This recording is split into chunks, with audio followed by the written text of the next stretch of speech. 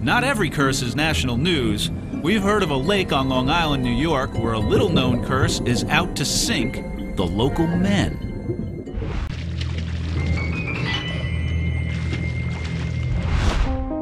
Lake Ronkonkoma is the largest and deepest lake on Long Island, New York. As for the Lady of the Lake, legend has it she was a Native American princess who lived in the 1600s. Her name was Tuscawanta. It says here that Tuscawanta falls in love with an Englishman named Hugh Birdsall, who's a woodcutter on the other side of Lake Ronkonkoma. Tuscawanta catches a glimpse of him working by the water and is instantly smitten. But her father, the sachem, or chief of the Setauket tribe, forbids the union. Sounds like a classic Romeo and Juliet scenario to me. I don't see this one ending well. I feel a curse coming on here. We decide to do some digging into the history of the area to see how this curse fits in. We find that when the English first settled Long Island around the 1630s, there are as many as 13 tribes of the Algonquin Nation living here. One of them is the Setauket. According to legend, Tuscawanta, the daughter of the Setauket chief, defies her father for the Englishman she loves. Every day she rows out on the lake and sends Birdsall love notes on floating pieces of bark. But for 7 years, their clashing worlds keep the young couple apart. And the princess loses hope. One day she rows out to the middle of the lake as usual. But this time she puts a knife through her heart. Her tragic fate curses the lake, and she still haunts it today, looking for a man to love in death. Someone who looks just like her forbidden love, Hugh Birdsall. About 3/4 of the drownings in the United States are men, and here's the unnerving thing. There have been at least 32 drownings at Lake Ronkonkoma since 1963, and they've all been men. Seems like it's time to pay the Lady of the Lake a visit. Some locals also spoke of other oddities at the lake, including a powerful whirlpool in the water's center, which pulls the unwary down. But we know from our research on whirlpools that that would be downright unnatural. Whirlpools are formed by powerful ocean tides and in fast-moving rivers, not on quiet lakes like Ronkonkoma. As we get close to the lake, we decide to check in with a couple of the locals to see if they have any inside information on the curse. Delicatessen's always a good place to get some local knowledge, right? Must know something in here. Hey, what's going on, guys? How you doing? And we've heard that there's a curse on Lake Ronkonkoma. Do you know anything about it? Yeah, ever since I was a little kid, I've been hearing about it. Did you ever hear of anyone drowning in the lake? Yeah, pretty much every year they would always take a man. Once a year? Do you believe in the curse? Yeah, I believe it. A little bit, yeah. You swim in the lake? No, we don't actually. And you said it's only men that drown? Only men. Yeah, it's only men. Never been a woman ever since I've been around. Yeah. Can it be mere coincidence that women don't seem to drown here? Or is a curse really at work? It's been called a place of haunting mystery.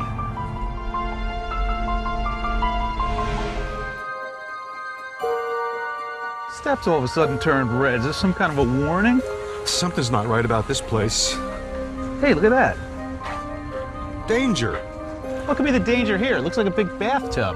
This lake may not look dangerous, but its reputation says otherwise. Let's see what veteran lifeguard David Igneri has to say about it. I'm Dr. David S. Igneri. I was head lifeguard at Lake Ronkonkoma for 32 summers. In more than 3 decades on Lake Ronkonkoma, Igneri has faced all its dangers. He knows this lake and its secrets better than anyone. There are a lot of drownings in this lake. Yes. From 1877 to 1977, there was something like 147, and at least 30 in my 32 years here. That seems like an extremely high death toll. I mean, this lake looks like a big swimming pool. Igneri explains that most of the lake is only about 10 feet deep, but there's a few very deep trouble spots, some right near the beaches. There are a couple of spots that go down to about 45 feet deep, and then there's one spot as much as 70 feet It suggested that there were a lot of whirlpools in the middle of this thing that may have caused those drownings. I've swam across hundreds of times. I've never seen a whirlpool. Now, this is what I know. Once you get deeper than about 10 or so feet in this lake, it's total black. You cannot see a thing. You'll think you're swimming up. Actually, you're swimming down. So once they get to 10 feet, if you don't get them, you can't find them. The conditions Igneri describes sound pretty dangerous, even without a curse. But some of his experiences here are so spine-chilling, he begins to wonder if he's battling more than just natural forces on Lake Ronkonkoma. We're heading out with him today to test these cursed waters for ourselves. You brought your buoy with you as a little extra protection, huh? Well, in case something happens to one of you guys, I might have my 140th rescue today.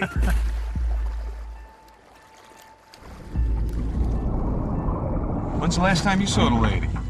I've never actually seen her. No? That doesn't mean she's not there. I was one who believed in just the concrete, something that I could see, something that I could understand. Didn't believe in the supernatural at all. Then, in February of 1965, all of that begins to change. It starts with a terrifying nightmare, one that haunts the 21-year-old Igneri 7 nights in a row. In the dream, he is attempting a rescue. I was diving in very deep water. I was going down a ledge into the darkness. And as I got down about 25 or 30 feet, I was out of air. I had lost orientation.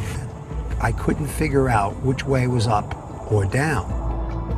Igneri panics. He finally realizes he must follow his bubbles up. On the surface, fireworks explode.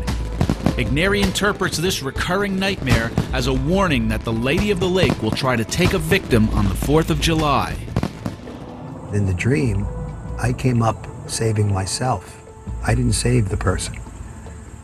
But I dismissed that and said, well, we'll figure out a way. This time, we're going to stop the legend. This time, we're going to stop the curse. Well, the 4th came. We had about 2,000 people in the water and about another 4,000 or 5,000 on the beach. I had told all my guards of what was going to happen, and we were going to stop it.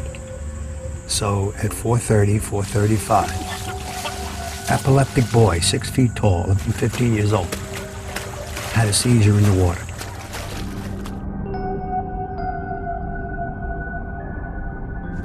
We dove for 45 minutes. We cleared the water, of course. We used the human chain. We did everything we could. And finally I said to the guards, I'm going to take one more dive myself. And I dove down. I went down the ledge. It was so dark and murky that I couldn't see where I was going. I lost concentration, got disoriented, followed my bubbles to the surface.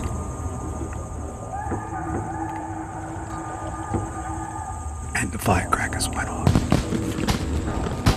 A beautiful boy of 15 had just died.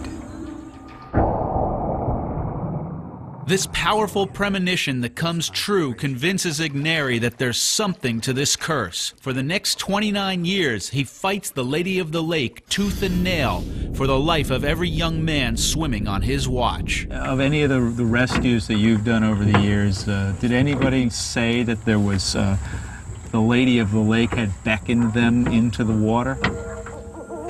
No, it's just that the girls miraculously survived and the boys drowned. If you're a girl in the summer, go swimming in Lake Ronkonkoma, have all the fun you'd like. But if you're a boy, lock yourself in your mother's car, tie yourself to a tree. Don't go in the water. Well, let's get out of this boat, We're a little too close to it right now, then. There hasn't been a drowning here since 2000, but David Igneri and many of the locals are still convinced the Lady of the Lake is out there. looking for her next unlucky mate.